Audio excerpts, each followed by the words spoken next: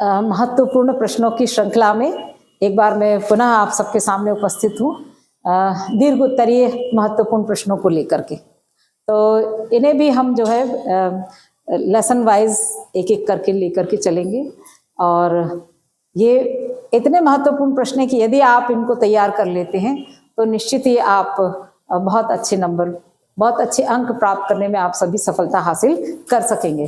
तो चलिए मैं पुनः आप सबके सामने एक बार पुनः प्रस्तुत हूँ और सबसे पहले हम अपना प्रथम अध्याय ठोस अवस्था छोड़कर हम विलयन से स्टार्ट करते हैं, जो कि आपके विलयन में विलयन वाले लेसन चूंकि आपके बोर्ड से हटा दिया गया पहला वाला ठोस प्रावस्था, तो मैं उससे नहीं ले रही हूँ। और वैसे भी पहले यदि ठोस प्रावस्था वाला लेसन था भी तो उसमें से हमेशा फिल इन द ब्लैंक्स आते थे, रिक्त स्थान आते थे ऑब्जेक्टिव प्रश्नों से। ठीक, तो सबसे पहला जो है हमारा विलयन में सबसे इंपॉर्टेंट प्रश्न है, परासरण दाब मापन की बर्कले हार्टले विधि का सचित्र वर्णन कीजिए। परासरण दाब मापन की बर्कले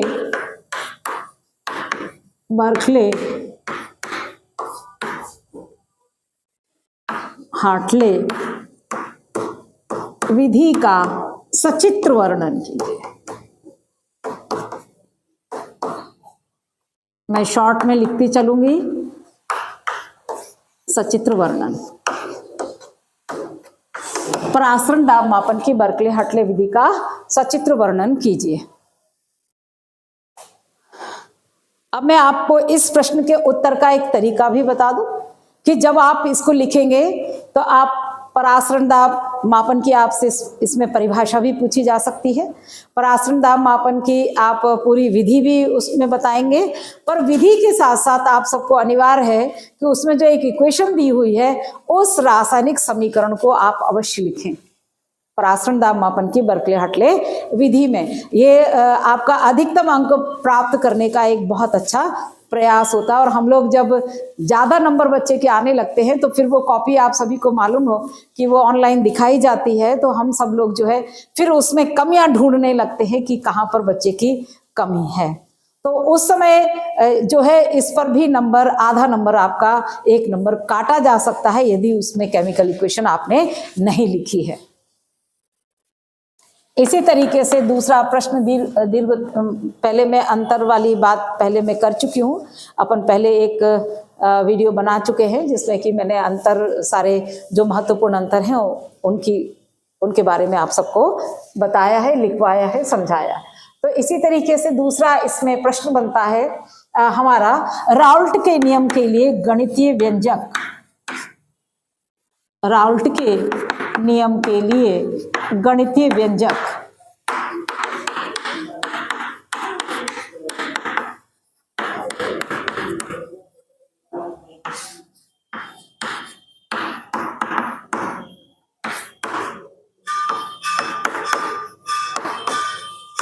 गणितीय व्यंजक प्राप्त कीजिए, अर्थात इसमें हमको जो है राउल्ट के नियम का पूरा राउल्ट का नियम लिख करके उसका डेरिवेशन हमें करना होगा। इसके बाद जो है हमारा तीसरा जो है आपका तीसरा जो लेसन है हमारा विद्युत रसायन, इलेक्ट्रोकेमिस्ट्री। तो इलेक्ट्रोकेमिस्ट्री में आप सब एक सबसे इंपॉर्टेंट है तुल्यांकी चालकता, आणविक चालकता और विशिष्ट चालकता। तुल्यांकी चालकता, इसकी परिभाषा, विशिष्ट चालकता,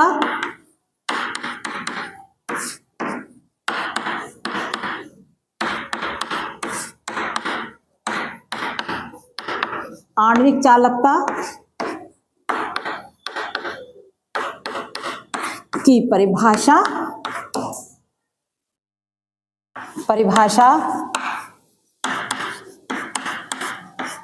इकाई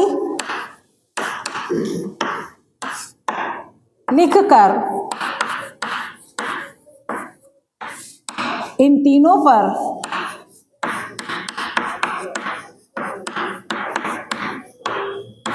तनुता का प्रभाव लिखिए।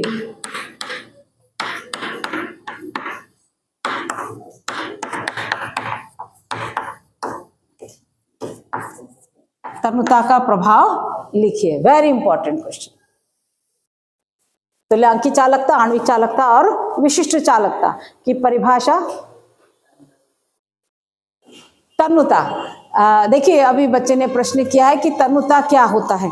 तन्नुता अर्थात जिसको हम इंग्लिश में कहते हैं डाइल्यूशन। तन्नुता अर्थात डाइल्यूशन, डाइल्यूशन अर्थात जिसमें हम विलायक की मात्रा को बढ़ा देते हैं। किसकी मात्रा बढ़ा देते हैं? हम विलायक की मात्रा को बढ़ा देते हैं। देखिए आप सब पहले इन चीजों को मैं समझा चुकी हूँ कि तनु विलयन ऑब्लिक सांद्र विलयन क्या होता है। तो तनु विलयन वह होता है जिसमें विलेय की मात्रा कम होती है। किसकी मात्रा कम होती है? विलेय की मात्रा कम, ठीक है।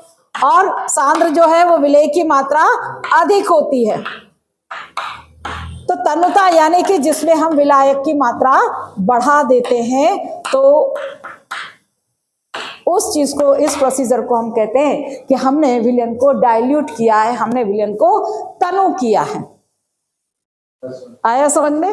अब अगला इसी तरीके से आपका चौथा प्रश्न है, इसमें फैराडे के विद्युत अपघटन के नियम एवं इसके अनुप्रयोग लिखिए। फैराडे के विद्युत अपघटन के नियम, ये आपको याद होना चाहिए। फैराडे के विद्युत अपघटन के नियम आप बहुत पहले से भी पढ़ते आ रहे हैं इन सबको। विद्युत अपघटन के नियम एवं इसके अनुप्रयोग लिखिए। ऐसा भी आ सकता है प्रश्न, और ऐसा ना आकर के इसके साथ में जो है वो कोई सवाल भी दिया जा सकता है।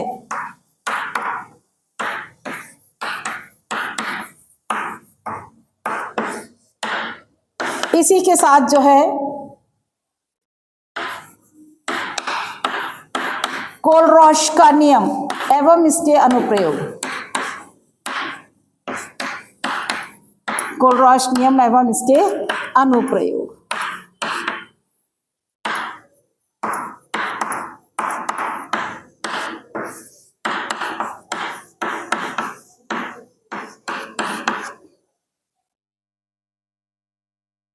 कोलरॉश का नियम एवं इसके अनुप्रयोग लिखिए।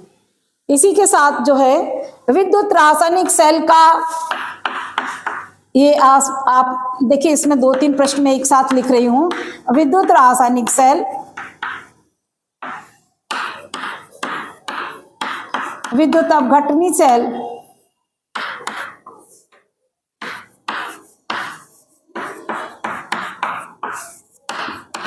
शुष्क सेल, इन नाम से इनका ये प्रश्न आ चुके हैं। शुष्क सेल का सचित्र वर्णन कीजिए।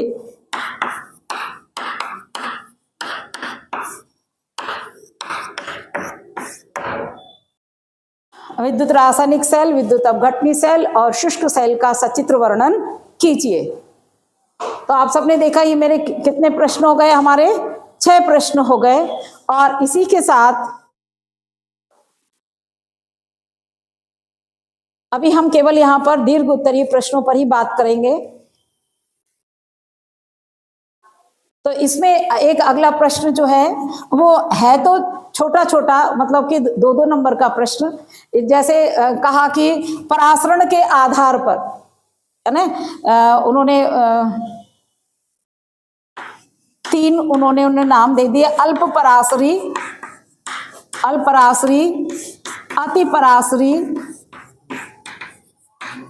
अति परासरी और समपरासरी।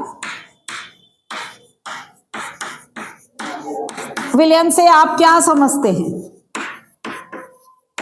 केवल आपको इनकी डेफिनेशन मालूम होना चाहिए और इन्हें सही तरीके से आपको लिखना आना चाहिए। विलयन से आप क्या समझते हैं?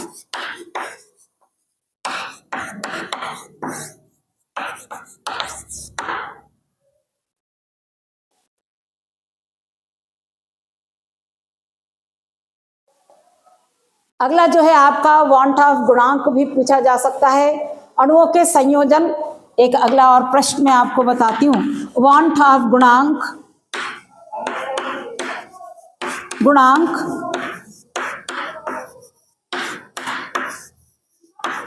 अणुओं के संयोजन एवं वियोजन से आप क्या समझते हैं? अणुओं के संयोजन एवं वियोजन का प्रभाव लिखिए।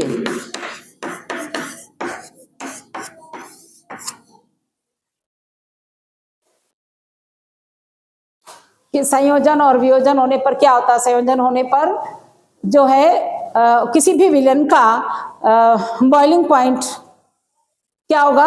बढ़ जाता है। ऐसे वियोजन की बात करें, है ना, इसी तरीके से वियोजन है, अणुओं के संयोजन एवं वियोजन का प्रभाव लिखिए। इससे संबंधित कई छोटे छोटे प्रश्न भी हैं। उन छोटे छोटे प्रश्नों को मैं अगले वीडियो में आपको बताऊंगी।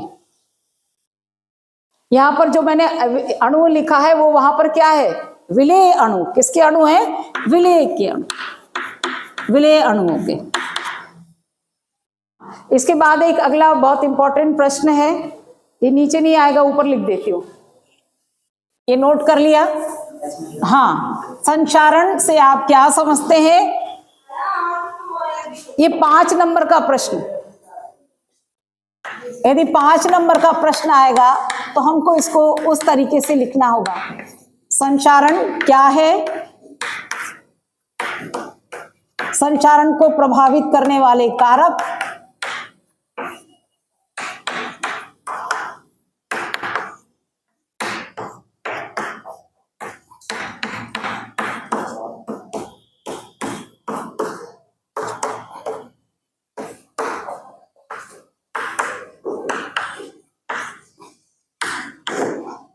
बचाव के उपाय लिखकर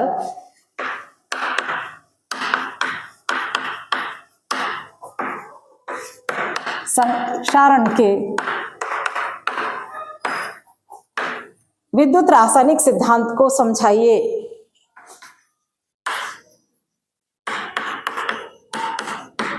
विद्युत रासायनिक सिद्धांत को समझाइए।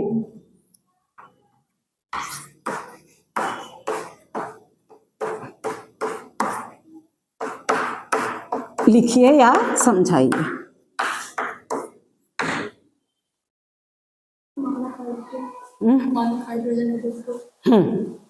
इसके आप ही देख रहे हैं कि संचारण क्या है? संचारण को प्रभावित करने वाले कारक, बचाव के उपाय लिखकर संचारण के विद्युत रासायनिक सिद्धांत को लिखिए।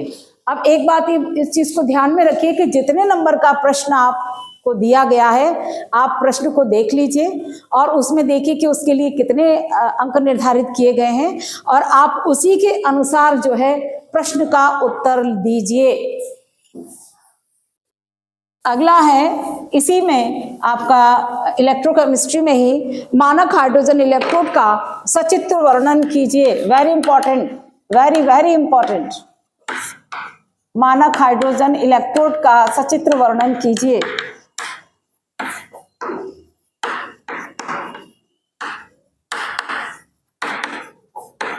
मानक हाइड्रोजन इलेक्ट्रोड का सचित्र वर्णन कीजिए। मैंने देखा सचित्र वर्णन करने पर बच्चे उसमें सही तरीके से यदि आप नामांकित उसको नहीं करते हैं तो आपका नंबर जो है उसमें कहीं ना कहीं अवश्य ही कट जाना है। ध्यान रखिएगा इस चीज को।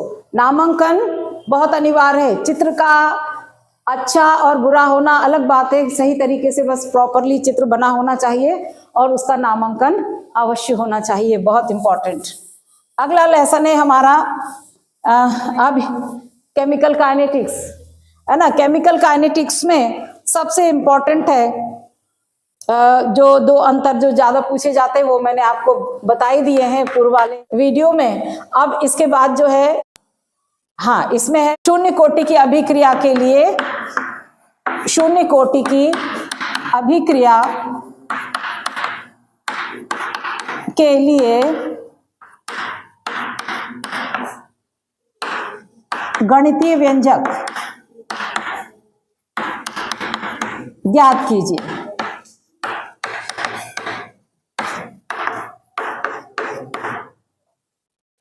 शून्य कोटि की अभिक्रिया के लिए गणितीय व्यंजक ज्ञात कीजिए। साथ ही इसमें पूछा जा सकता है कि अर्ध आयुकाल क्या है। Very important. अर्ध आयुकाल और प्रथम कोटि की अभिक्रिया के लिए गणितीय व्यंजक को ज्ञात कीजिए, या प्रथम कोटि की अभिक्रिया के लिए अर्ध आयुकाल हेतु गणितीय व्यंजक ज्ञात कीजिए। दोनों ही तरीके से इस प्रश्न को पूछा जा सकता है। मैं अर्ध आयुकाल से संबंधित लिखती हूँ, अर्ध आयुकाल की परिभाषा और प्रथम कोटि की अभिक्रिया हेतु, अभिक्रिया के लिए अर्ध आयुकाल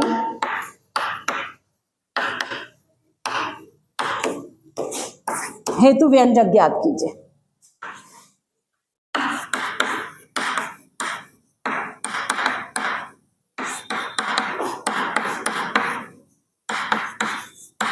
और इसमें से सबसे इंपॉर्टेंट है अभिक्रिया की कोटि और अनुसंख्यता और स्यूडो, स्यूडो अर्थात छद्म एकाणुक अभिक्रिया, वेरी इंपॉर्टेंट।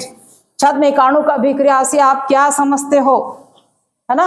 और ये हम सभी जानते हैं शून्य कोटि की और प्रथम कोटि की और द्वितीय कोटि की और तृतीय कोटि की अभिक्रियाओं के लिए, है ना, गणितीय व्यंजक, ये सारी चीजें आपको इसमें मालूम होना चाहिए। मैं इसमें सबसे इंपॉर्टेंट जो पूछा गया है बस मैं उसी की बात करूंगी। अर्ध आयुकाल हो गया और अर्ध आयुकाल के बाद मैंने कहा छद्म एकाणुक अभिक्रिया से आप क्या समझते हो, वेरी इंपॉर्टेंट। छद्म एकाणुक अभिक्रिया,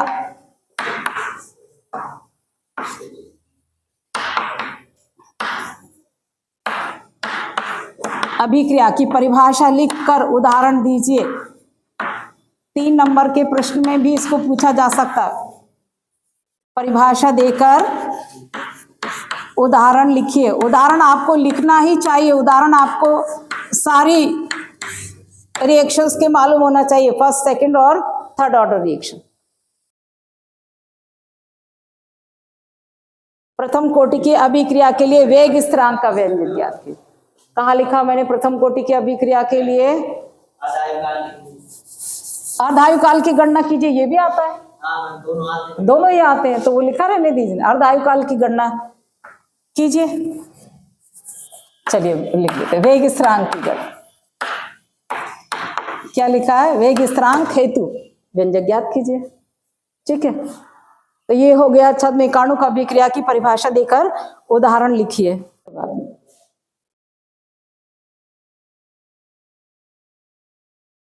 इसके बाद हमारा कौन सा लेसन है? सतह रसायन। तो सतह रसायन तो हटा ही दिया गया है ना। और पी ब्लॉक में भी पी ब्लॉक भी हट गया है ना। तो अब आपके पास क्या बचा? D block. अब डी और एफ, तो डी और एफ में देखिए सबसे पहला है, कुछ भी पूछा जा सकता है, संक्रमण तत्वों के नाम भी पूछे जा सकते हैं। क्या पूछा जा सकता है आपसे? संक्रमण तत्वों को कितनी श्रेणी में बांटा गया है, संक्रमण तत्वों को कितनी श्रेणियों में बांटा गया है, और इसमें से देखिए प्रश्न को किसी भी तरीके से पूछा जा सकता है। बांटा गया है, एक तो इन्होंने एक ये प्रश्न कर लिया और साथ ही उन्होंने उसमें लिखा कि 3D, मैं सबका लिखती हूँ, 4D, 5D या 6D, ये मैं यहां कोष्टक में लिख दे रही हूं। इनमें से कोई एक श्रेणी, इनमें से कोई एक श्रेणी के तत्वों के नाम दीजिए।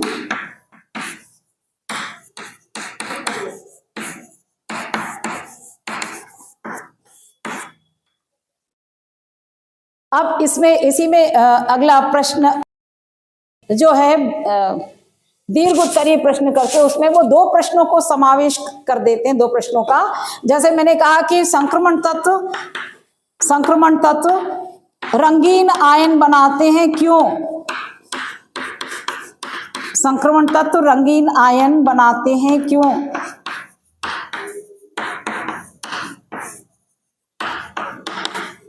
इसमें बहुत सारे इस तरीके के प्रश्न बहुत सारे बनते हैं। संक्रमण तत्व रंगीन आयन बनाते हैं क्यों? संक्रमण तत्व, अगला प्रश्न है, परिवर्ती संयोजकता प्रदर्शित करते हैं क्यों? परिवर्ती संयोजकता प्रदर्शित करते हैं क्यों?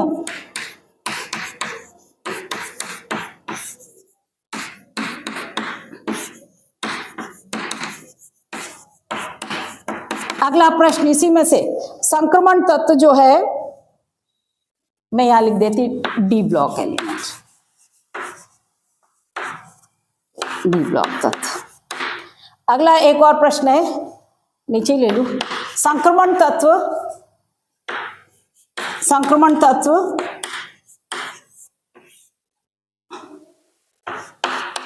उत्प्रेरक के रूप में प्रयुक्त होते हैं क्यों?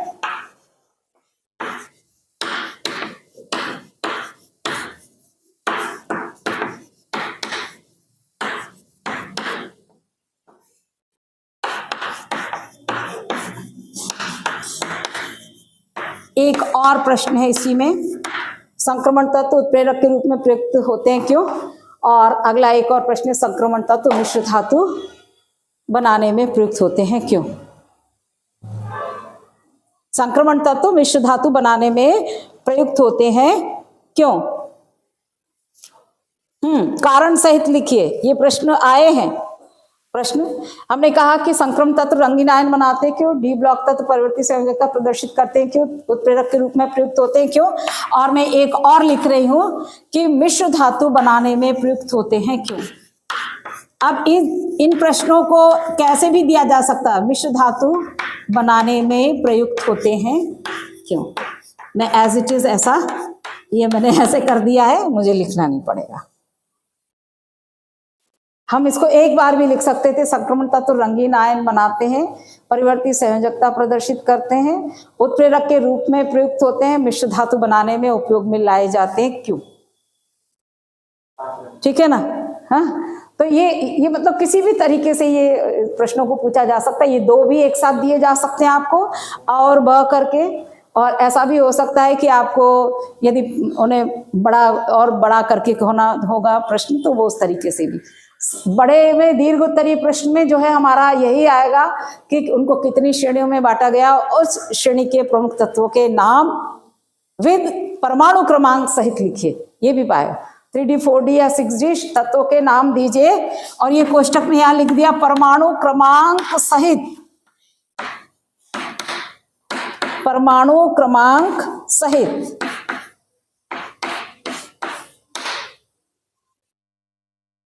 तो ये हमारे कितने प्रश्न हो गए, है ना? हाँ, 18 क्वेश्चंस हो गए हमारे। अब मैं इसको रब कर देती हूँ आगे। अब अगला जो है हमारा, अगला लेसन हमारा कौन सा है?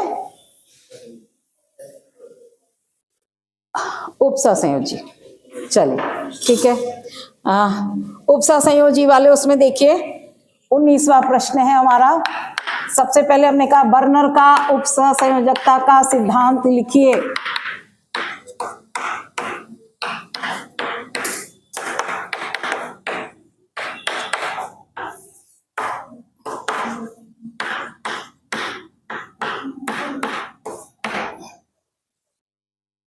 दीजिए या लिखिए। तो इसमें आपको बर्नर का उपसह संयोजकता का सिद्धांत लिखना होगा। इसके बाद जो है आपका एक प्रश्न ऐसा भी हो सकता है जिसमें कई सारे छोटे प्रश्नों को समाविष्ट कर दिया जाए, जैसे कि उन्होंने कहा सबसे पहला है प्रभावी परमाणु संख्या, प्रभावी परमाणु संख्या, हाँ, समन्वयन संख्या अर्थात हमारा कोऑर्डिनेशन नंबर, उपसह संयोजन क्षेत्र,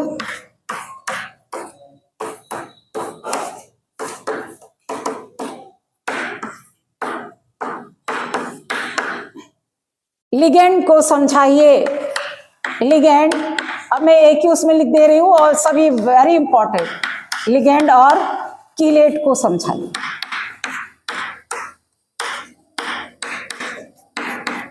ये एक प्रश्न में बहुत सारे प्रश्न समाविष्ट है ना? इसमें मैंने कहा effective atomic number, coordination number, और ये हमारा आयनन क्षेत्र जिसको हम कहते हैं उपसह संयोजन क्षेत्र, फिर लिगेंड और कीलेट को समझा। फिर इसमें जो है, इसमें वेरी इंपॉर्टेंट है, इसमें समावयवता का जो प्रकार है वो समावयवता आयनन समावयवता और हाइड्रेटेड, आयनन समावयवता और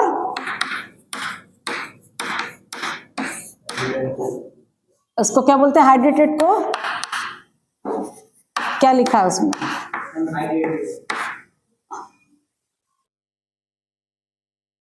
हाइड्रेट समावयवता, जल के अणु का भिन्नता होती है, बस आयनन समावयवता और हाइड्रेट समावयवता को समझाइए। और फिर जो है बाकी अगला प्रश्न जो है वह आपके कुछ ऐसा भी हो सकता है कि आपको नाम दे दिया जाए और उन संकुल यौगिकों के आपको संरचना लिखनी हो, सूत्र लिखना हो, है ना।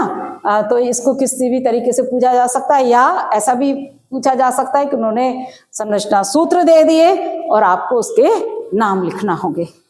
तो इसको मैं यहाँ पर कैसे लिखूंगी, इस तरीके का प्रश्न ऐसा मैं लिख देती हूँ शॉर्ट में, निम्नलिखित संरचना सूत्र वाले उपसह संयोजन यौगिकों के नाम दीजिए, या ऐसा लिख देते संकुल यौगिकों के नाम दीजिए। केवल हमें इसमें नाम लिखने होंगे, 4-5 वो हमको दे दिए जाएंगे सूत्र। और कभी ऐसा भी हो सकता है कि नाम दे दिया और हमको सूत्र लिखना होगा, ठीक है। तो ये हमारा कौन सा हो गया, कोऑर्डिनेट कंपाउंड्स वाला, ठीक है। तो इसमें ये 2 तरीके से कि निम्नलिखित संकुल यौगिकों के, ये मैं इसको एक साथ लिखे दे रही हूं, संकुल यौगिकों के सूत्र लिखिए, रासायनिक सूत्र लिखिए, संरचना सूत्र लिखिए। चलिए,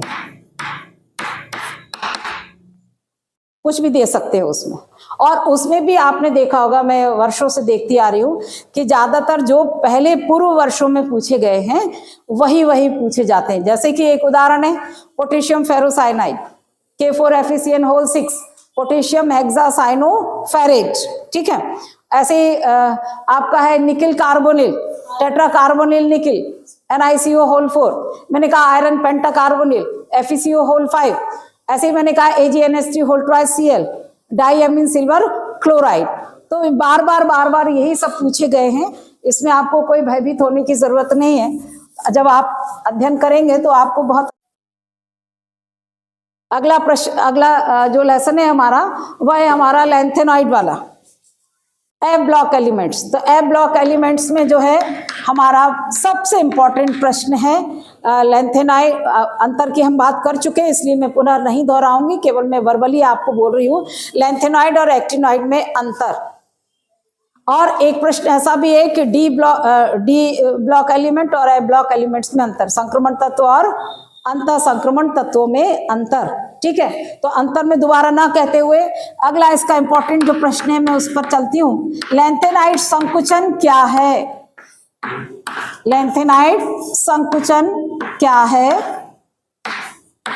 यानी कि आपको इसमें हमें लैंथेनाइड संकुचन की परिभाषा लिखनी है और लैंथेनाइड संकुचन के परिणाम, अगला इसी में है, इसी में जुड़ा हुआ है। चूंकि ये दीर्घ उत्तरीय प्रश्न में लाना है इसलिए मैं इसको लिख रही हूं, लैंथेनाइड संकुचन के प्रभाव या परिणाम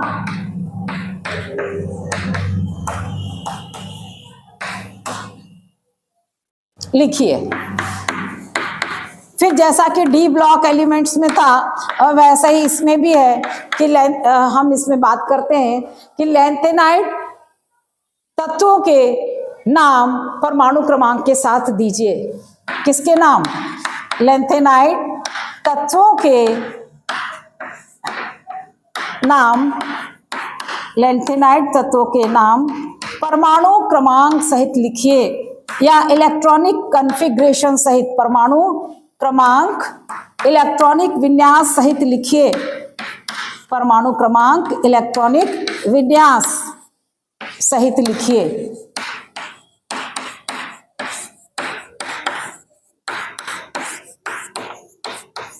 इसी तरीके से एक और प्रश्न बनेगा आपका 26 नंबर पे। ये केवल मैंने यहाँ लिख दिया है एक्टिनॉइड और एक्टिनॉइड सेम एज ऊपर की तरह ऐसा ही लेंथेन एक्टिनाइड तत्वों के नाम, परमाणु क्रमांक और इलेक्ट्रॉनिक विन्यास सहित लिखिए। Very important. ये हालांकि इस तरीके से नाम पूछे नहीं गए हैं, एक ही 2 बार पूछे गए हैं, पर चूंकि हमें जब नंबर ज्यादा लाने होते हैं तो हम इन सब चीजों को, सारे प्रश्नों को हल करना और सब चीजें पढ़ना हम आवश्यक समझते हैं। तो लेंथेनाइड और एक्टिनाइड हुआ। अगला इसी तरीके से एक प्रश्न है, लेंथेनाइड के उपयोग लिखिए। Very important. लेंथेनाइड तत्वों के उपयोग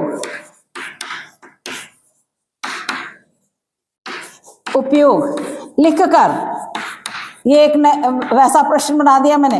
लेंथेनाइड तत्वों के उपयोग लिखकर मिश्र धातु को समझाइए।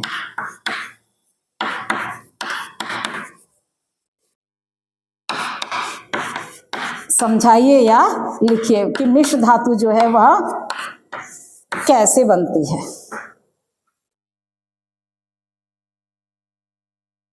तो मुझे लगता है ये मैंने फिजिकल और इसमें जैसे लेंथेनाइड तत्वों के उपयोग हैं वैसे ही आपका एक्टिनाइड तत्वों के नाम, एक्टिनाइड तत्वों के उपयोग लिखिए।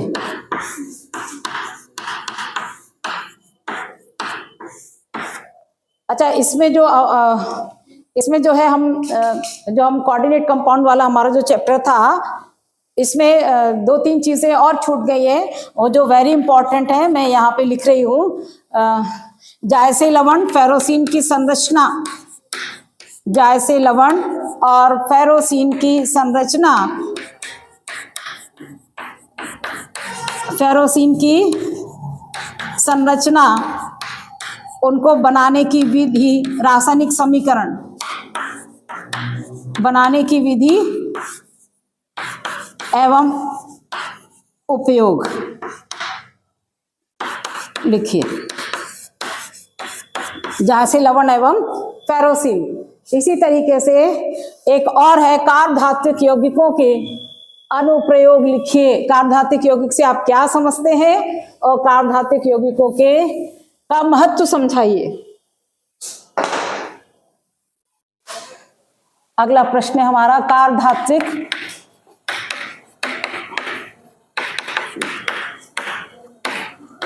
यौगिक की परिभाषा देकर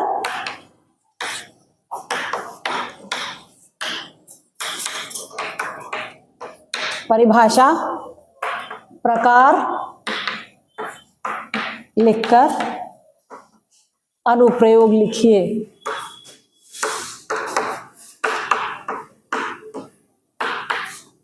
अनुप्रयोग या लिखकर महत्व लिखिए।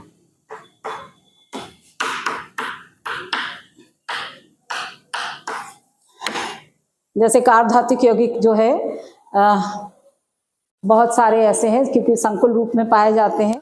कैंसर वगैरह में भी जो है उपयोग में जो दवाएं ली जाती, कैंसर के रोग में उपयोग में आने वाली दवाओं में भी इसका उपयोग होता है, कार्बधात्विक यौगिक का। इसके पश्चात एक और प्रश्न मैंने संक्रमण, जब हम संक्रमण तत्वों की बात कर रहे थे तो वो एक प्रश्न और रह गया, उसको पुनः लिखती हूँ मैं यहाँ पर। जिंक, कैडमियम और Hg को संक्रमण तत्व नहीं माना जाता, क्यों? Very important.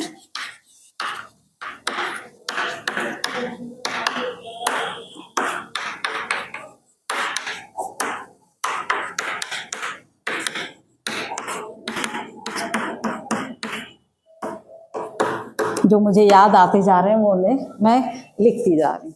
तो आप सबने देखा जो मैंने यहाँ पे 31 क्वेश्चंस लिखे हुए हैं, ये सारे प्रश्न हमारे फिजिकल केमिस्ट्री के और इनऑर्गेनिक केमिस्ट्री के हैं। अब हमारा पोर्शन रह गया ऑर्गेनिक केमिस्ट्री का, जैसे हम अगले वीडियो में आप सबको उन प्रश्नों को, उन महत्वपूर्ण प्रश्नों को हम पुनः एक बार फिर उनको लेकर के आपके सामने हाजिर होंगे। तब तक के लिए आप सभी का बहुत बहुत धन्यवाद, बहुत बहुत धन्यवाद। Thank you.